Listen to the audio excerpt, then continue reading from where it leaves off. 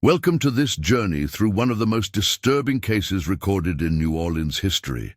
Before we begin, I invite you to leave in the comments where you are watching from and the exact time you are listening to this narration. We are interested to know how far and at what times of day or night these documented accounts reach.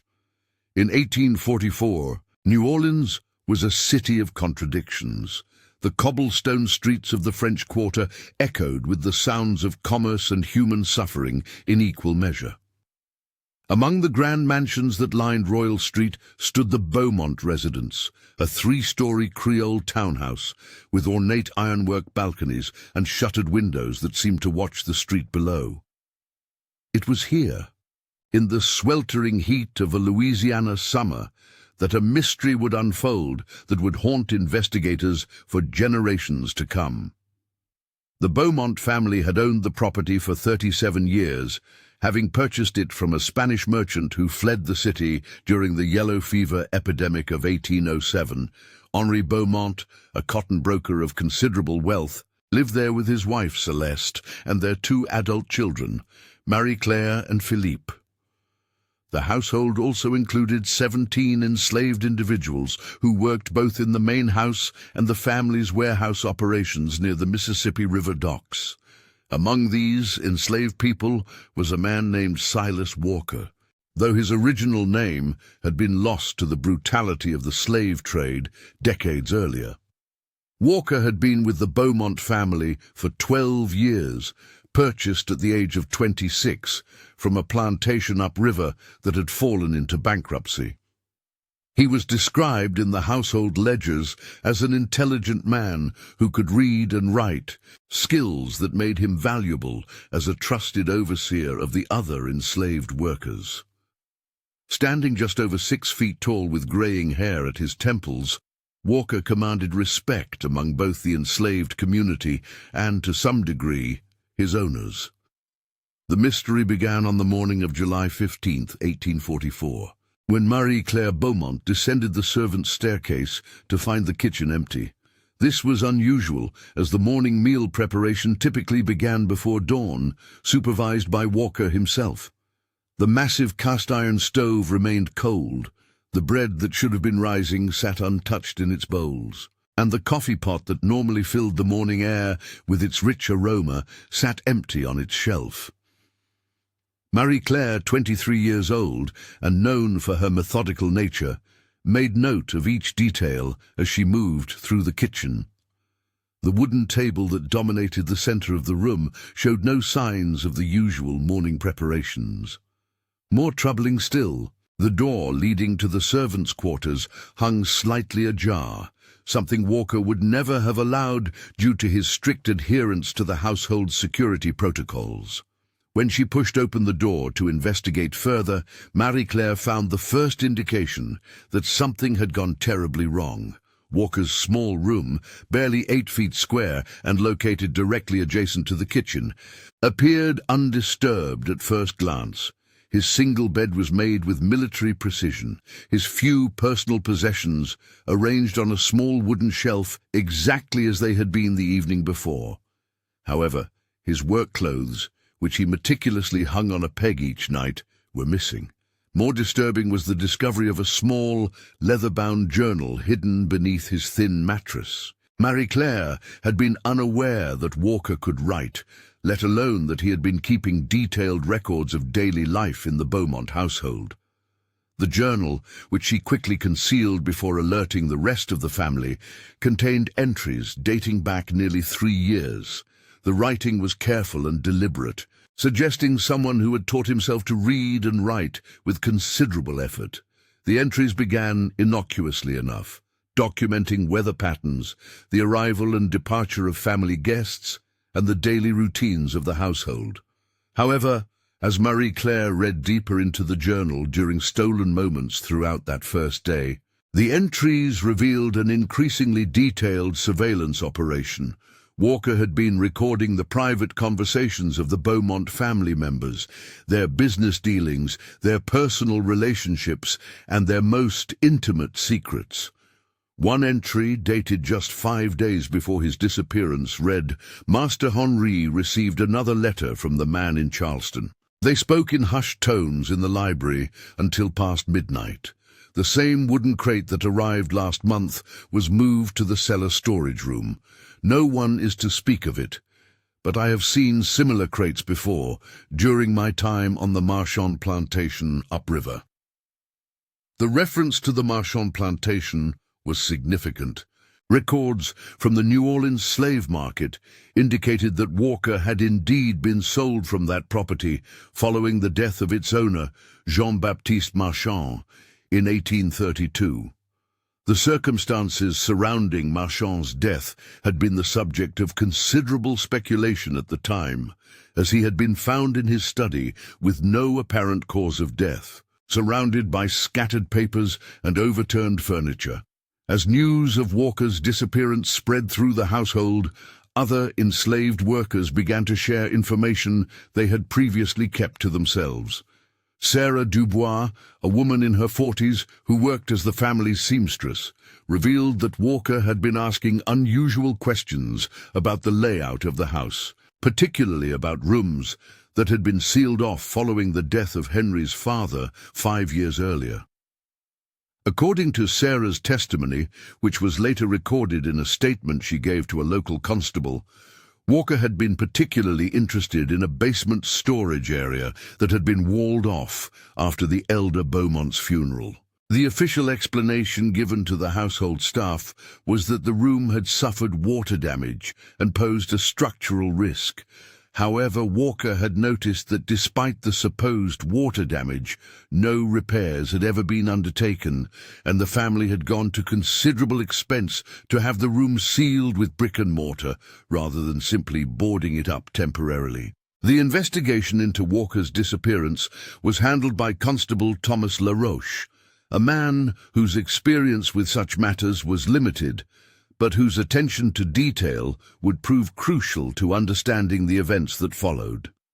Laroche's initial report, filed on July 17th, noted several inconsistencies in the statements provided by the Beaumont family members. Henry Beaumont claimed to have last seen Walker at approximately 9 o'clock on the evening of July 14th, when the enslaved man had reported that all evening duties had been completed and requested permission to retire to his quarters. This was consistent with the normal household routine and raised no immediate concerns. However, Philippe Beaumont, Henri's 25-year-old son, told Constable Laroche that he had heard voices coming from the direction of the kitchen sometime after midnight, a detail he had initially forgotten to mention to his family. When pressed for more information about these voices, Philippe became evasive.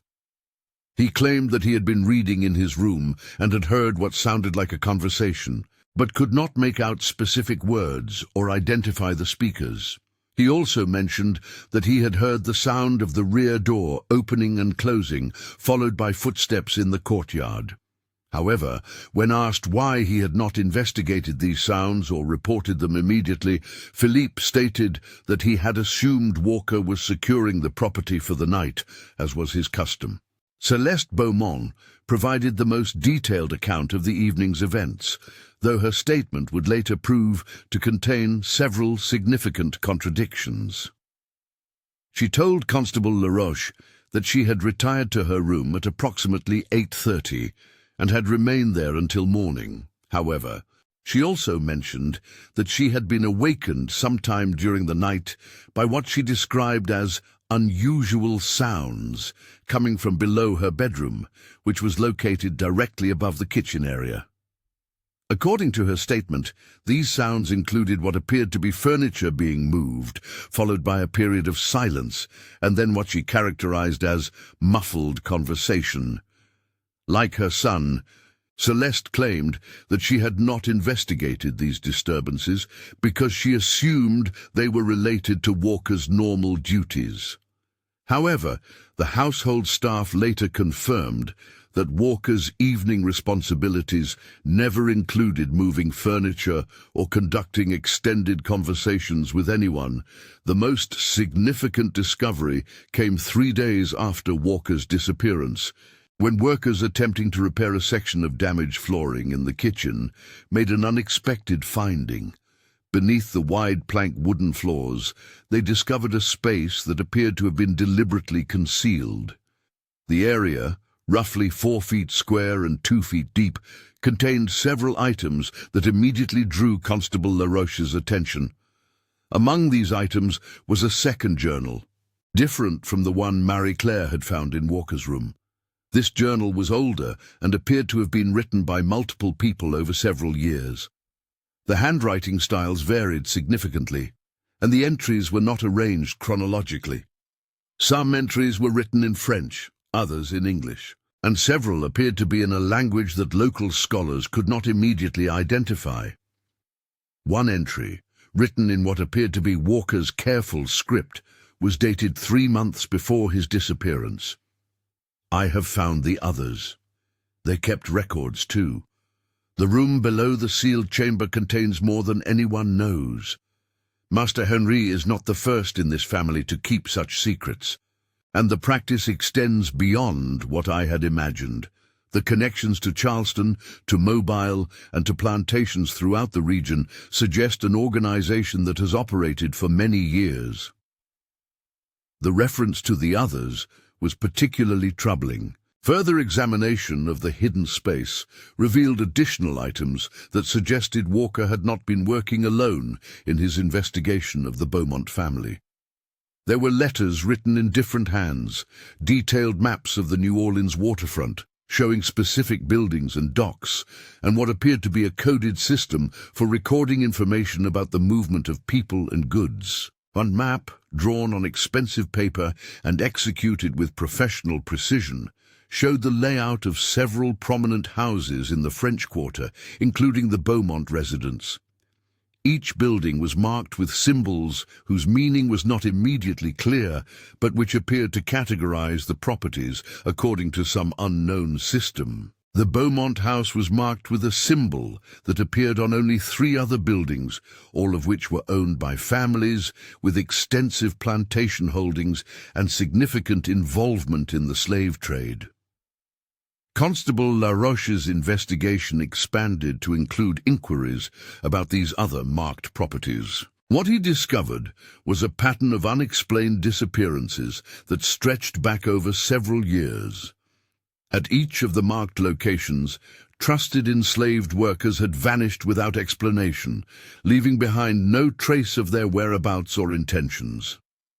In each case, the missing individuals had been described by their owners as intelligent, literate, and granted unusual freedoms within their households. The investigation into these parallel disappearances revealed that the missing individuals had all shared certain characteristics that made them valuable to their owners beyond their physical labor. They had served as record keepers, messengers, and confidential assistants in their master's business dealings. They had been privy to information about financial transactions, shipping schedules, and personal correspondence that would have been highly sensitive in the competitive world of New Orleans commerce. More troubling still was the discovery that several of these disappeared individuals had been involved in what appeared to be an informal communication network. Letters found hidden in various locations throughout the city suggested that enslaved people throughout New Orleans had been sharing information about their owners' activities, creating a parallel intelligence system that operated beneath the notice of the white community. One letter, discovered hidden behind loose brickwork in the courtyard of a house on Dauphine Street, was dated just 2 weeks before Walker's disappearance. The shipment from Mobile arrived as expected, contents confirmed to match previous deliveries. The documentation includes names and origins, but also destinations beyond our region. SW has been correct about the scope of the operation. We must be more careful in our observations, as suspicions are growing among those who employ us. The signature on this letter was illegible, but the paper and ink matched materials found in Walker's hidden cache beneath the Beaumont kitchen floor. This suggested that Walker had been in regular communication with other enslaved individuals throughout the city, and that their surveillance activities had been coordinated rather than random. As Constable LaRoche delved deeper into the network of relationships between the missing individuals, he uncovered evidence of a systematic effort to document the activities of New Orleans' most prominent slave-owning families. The records suggested that this documentation had been ongoing for several years and had expanded beyond simple observation to include detailed financial records and shipping manifests. The implications of these discoveries were significant enough that LaRoche found himself under pressure from city officials to limit the scope of his investigation.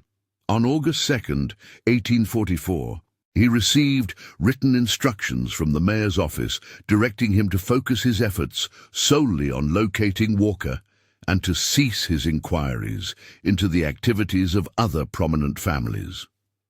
The reason given was that such inquiries were creating unnecessary alarm among the city's business community.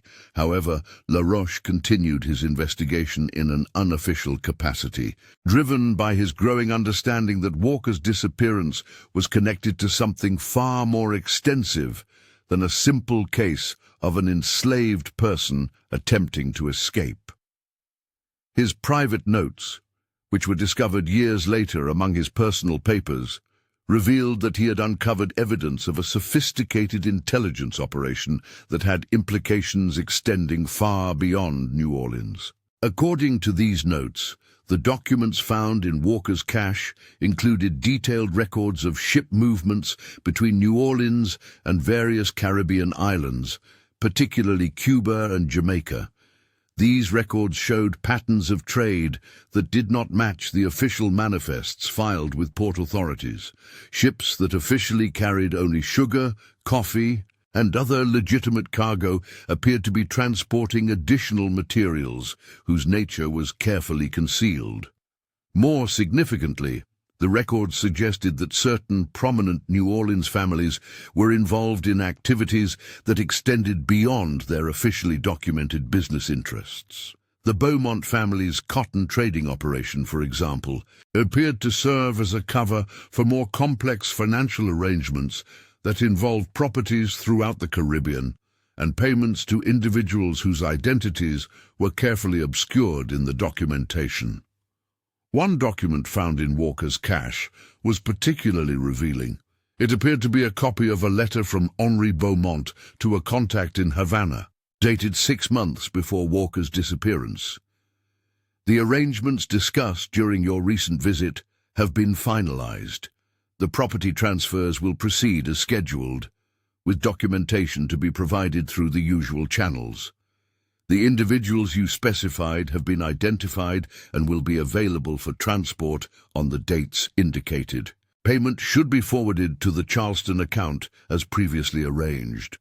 The reference to individuals being made available for transport was troubling in the context of Walker's documented concerns about the sealed basement room and the mysterious crates that had been arriving at the Beaumont residence. Constable LaRoche's investigation suggested that the Beaumont family was involved in activities that went beyond the legal slave trade and extended into areas that violated both federal and international law.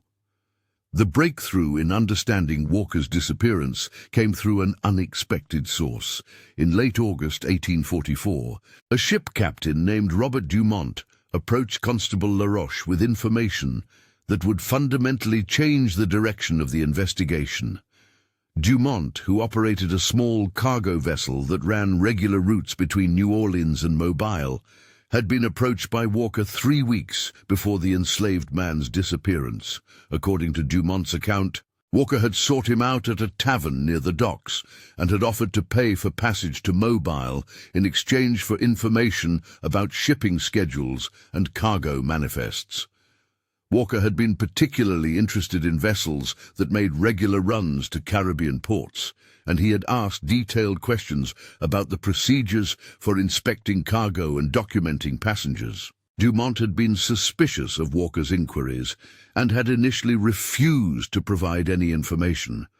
However, Walker had persisted, eventually revealing that he had evidence of illegal activities involving several prominent New Orleans families, and that he needed to reach contacts in Mobile who could help him present this evidence to federal authorities. The ship captain's account was corroborated by several dock workers who remembered seeing Walker in the area during the weeks before his disappearance. These witnesses described a man who was clearly nervous and who seemed to be conducting surveillance of shipping activities rather than simply seeking passage out of the city. More importantly, Dumont revealed that Walker had given him a package to be delivered to a specific address in Mobile in the event that anything happened to him. This package, which Dumont had kept in his possession for several weeks while deciding what to do with it, contained copies of many of the documents that had been found in Walker's hidden cache, along with additional materials that provided crucial context for understanding the scope of the activities Walker had been investigating. The letter, written in Walker's careful script, provided a detailed account of his discoveries about the Beaumont family and their associates. They write to you because I believe the activities I have documented represent violations of federal law that extend beyond the jurisdiction of local authorities who may be compromised by their relationships with the families involved. Walker's letter went on to describe a network of prominent families throughout the Gulf Coast region who were engaged in what he characterized as the systematic exploitation of human beings beyond the boundaries established by existing law. He provided specific details about shipping routes, financial arrangements, and the involvement of government officials who were facilitating these activities in exchange for substantial payments. Among these additional materials was a letter that Walker had written but apparently never sent, addressed to a federal prosecutor in Mobile named James Whitfield. The letter included a detailed account of Walker's investigation into the sealed basement room at the Beaumont residence. According to his description, he had managed to gain access to this room through a partially collapsed section of wall that connected to an adjacent storage area. What he found there had convinced him that the Beaumont family was involved in activities that went far beyond the legal ownership of enslaved people. The room, according to Walker's account, contained documentation related to the transport of individuals to locations throughout the Caribbean, where they were subjected to conditions that violated international treaties regarding the treatment of enslaved people. These documents included medical records, shipping manifests, and correspondence with plantation owners in Cuba and Jamaica who paid premium prices for workers who met specific criteria. More troubling still were records that suggested the Beaumont family was involved in what Walker characterized as the deliberate breeding of individuals for specific purposes, and their subsequent transport to locations where they were subjected to treatment that resulted in high mortality rates. Walker's letter included specific names, dates, and locations that could be verified through official records. The federal prosecutor to whom Walker had intended to send this information, James Whitfield, had established a reputation for investigating violations of federal law related to the slave trade, particularly activities that violated international treaties prohibiting certain practices.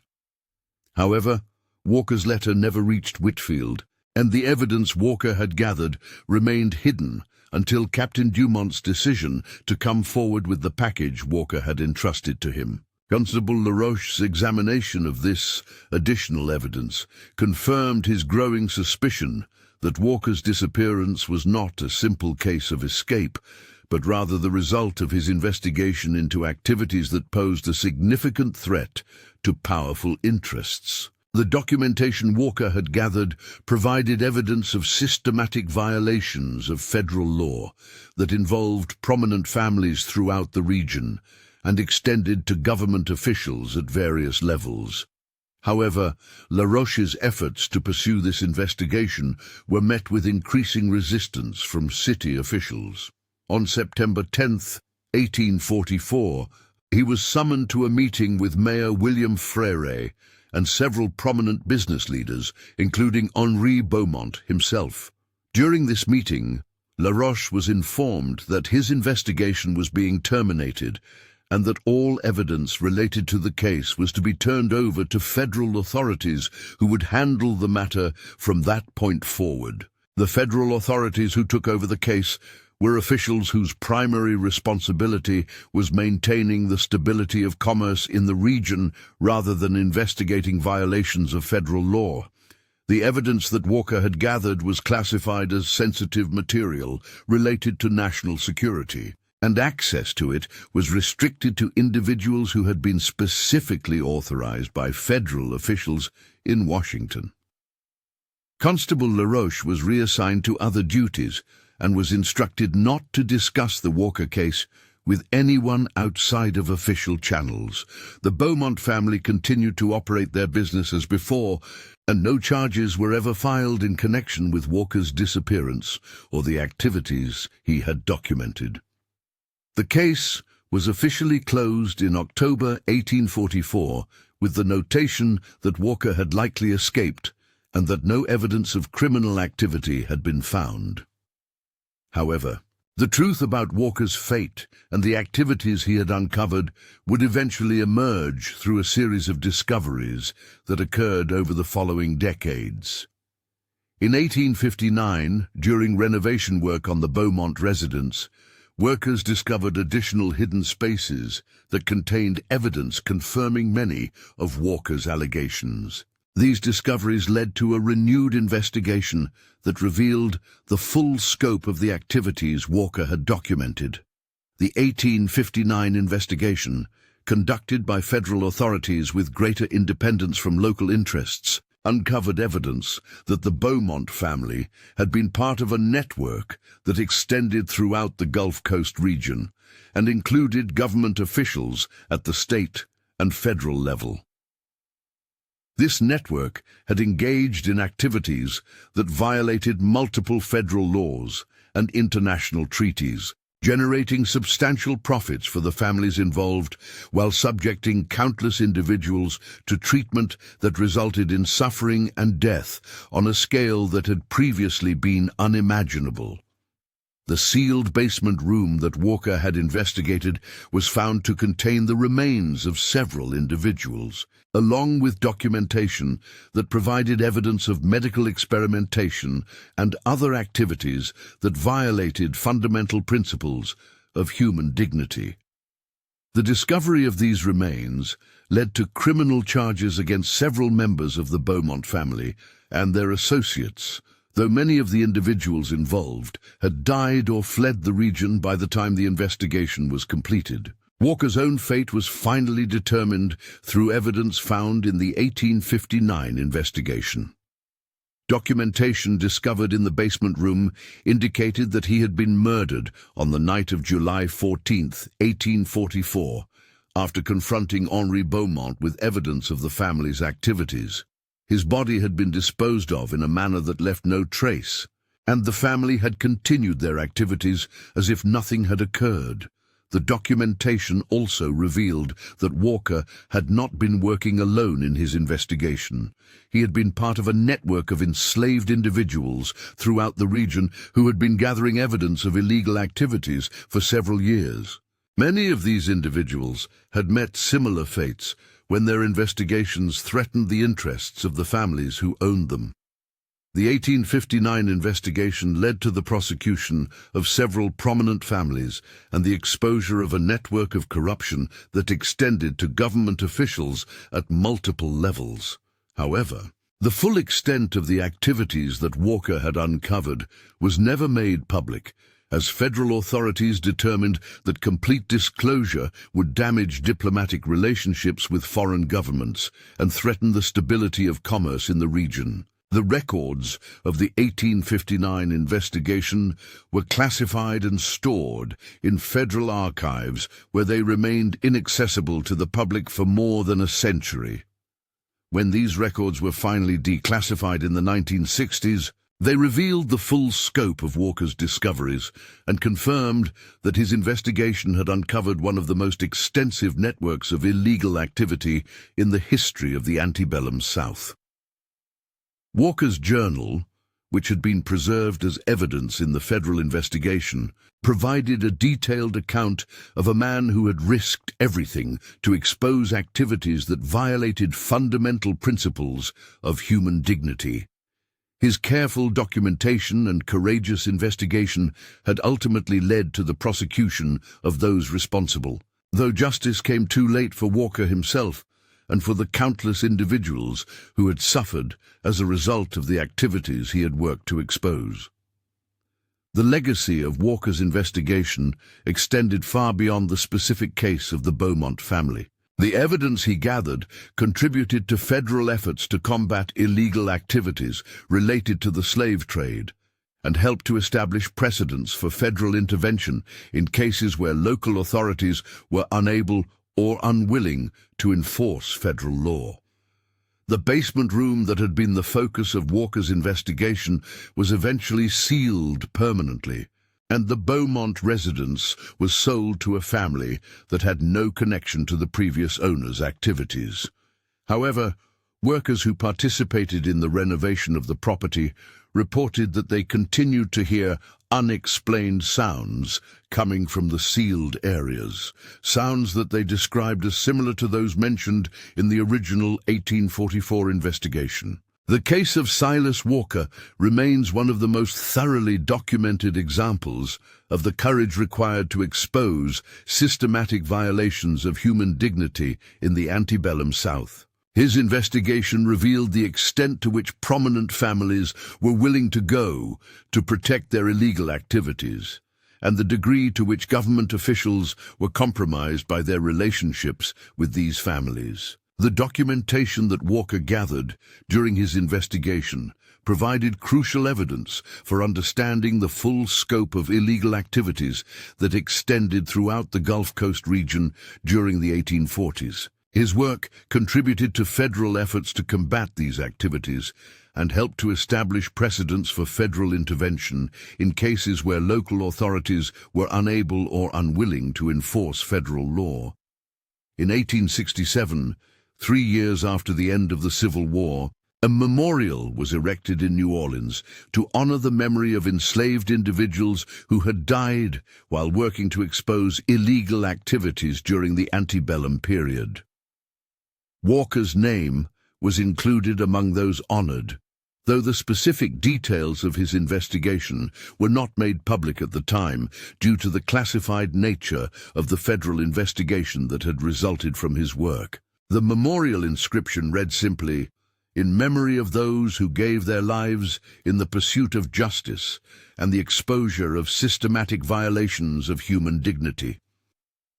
The location of the memorial, in a small park near the French Quarter, was chosen because of its proximity to many of the locations where Walker and others had conducted their investigations. The 1867 memorial ceremony was attended by federal officials who had been involved in the investigation of the network that Walker had exposed. These officials spoke of the courage required to conduct such investigations and the importance of preserving the memory of those who had sacrificed their lives in the pursuit of justice. However, the full details of Walker's investigation remained classified for nearly a century after his death. The federal government maintained that complete disclosure of these details would damage relationships with foreign governments and threaten ongoing efforts to combat illegal activities in other regions. When the records were finally declassified in the 1960s, historians and civil rights activists gained access to documentation that revealed the full extent of Walker's courage and the systematic nature of the violations he had worked to expose. These revelations led to renewed interest in the case and efforts to ensure that Walker's contributions to the cause of justice would not be forgotten. The declassified records also revealed that Walker's investigation had been more extensive than previously known. He had documented activities involving dozens of prominent families throughout the Gulf Coast region and had gathered evidence of government corruption that extended to officials in Washington. His work had contributed to fundamental changes in federal law enforcement and had helped to establish principles that continue to guide federal investigations of systematic violations of civil rights.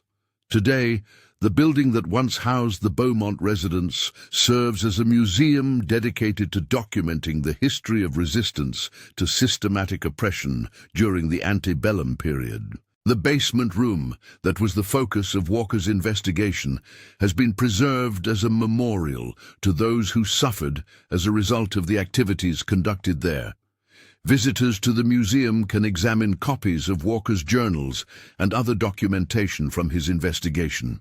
The exhibits include detailed explanations of the network of illegal activities that Walker exposed and the federal investigation that resulted from his work. The museum also honors the memory of other enslaved individuals who participated in similar investigations throughout the region. The case of Silas Walker demonstrates the extent to which individuals were willing to risk their lives to expose systematic violations of human dignity during one of the darkest periods in American history.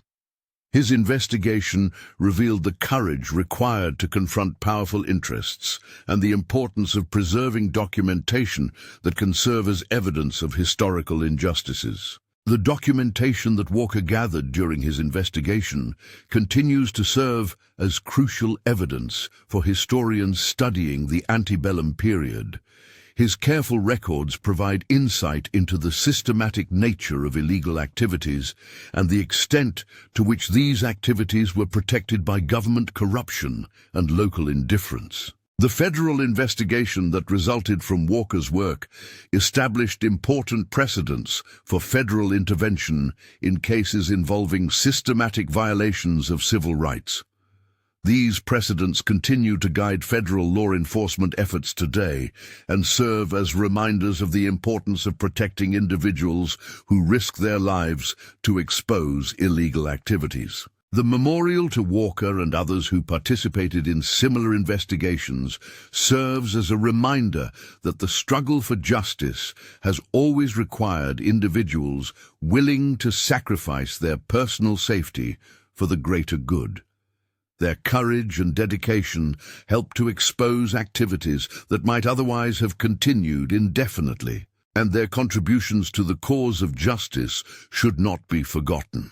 As we conclude this examination of one of the most disturbing cases in New Orleans history, it is important to remember that the activities Walker exposed were not isolated incidents, but part of a systematic pattern of violations that extended throughout the antebellum South. His investigation revealed the extent to which prominent families and government officials were willing to participate in activities that violated fundamental principles of human dignity.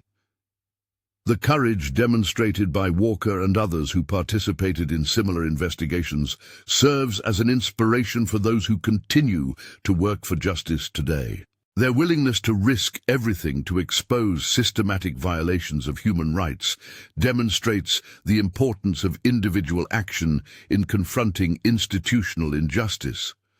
The documentation that Walker left behind continues to serve as evidence of the systematic nature of violations during the antebellum period and the courage required to expose such activities. His investigation stands as a testament to the power of careful documentation and persistent investigation in the pursuit of justice.